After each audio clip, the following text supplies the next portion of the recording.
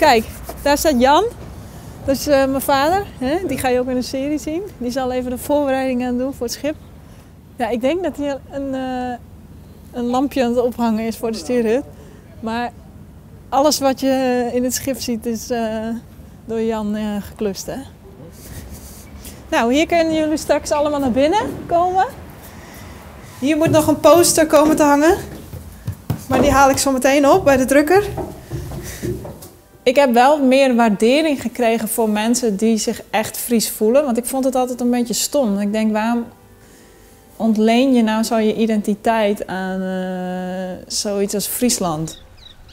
Al op jonge leeftijd was ik vastbesloten Friesland te gaan verlaten.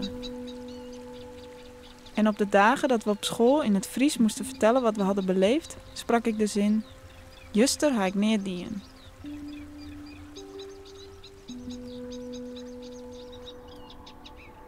Op mijn 18e vertrok ik de Afsluitdijk over naar Amsterdam. Ruim 10 jaar later lonkt de vraag: waarom wilde ik hier zo graag weg? Nou, hier heeft mijn vader alvast een soort tijdelijke bar gemaakt. Waar je een drankje kan drinken. Je kunt dus tijdens de video kun je gewoon een drankje halen. Ja. Helemaal super. Of bij de warme kachel zitten, kan ook. Dus we kwamen in Cornwall de Zand. Aan het begin van de Afsluitdijk met het schip. En daar stond een man met een camper. En die was daar buiten, het was heel mooi weer die dag, was hij daar gitaar aan het spelen.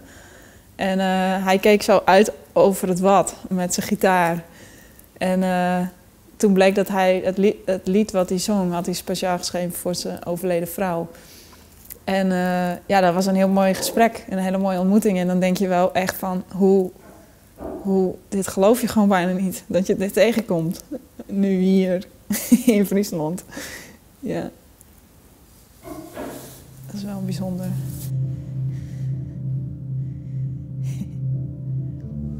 Wat vinden jullie ervan dat je altijd zo ver moet fietsen, hier? Je went er wel aan. En ja, je moet goed trappen en dan kom je er wel. Het hoort erbij. Nou, ik denk dat ik gewoon wat meer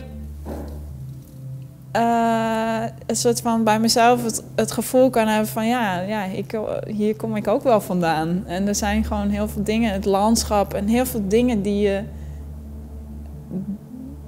waar je mee opgroeit, die dus gewoon een beetje in je gaan zitten. En waar je wel, waardoor je je wel heel erg Fries voelt. En ik ben net terug verhuisd naar Bartleheim. Dus dat is dan wel is misschien dan de grootste ontwikkeling die ik heb doorgemaakt na de serie.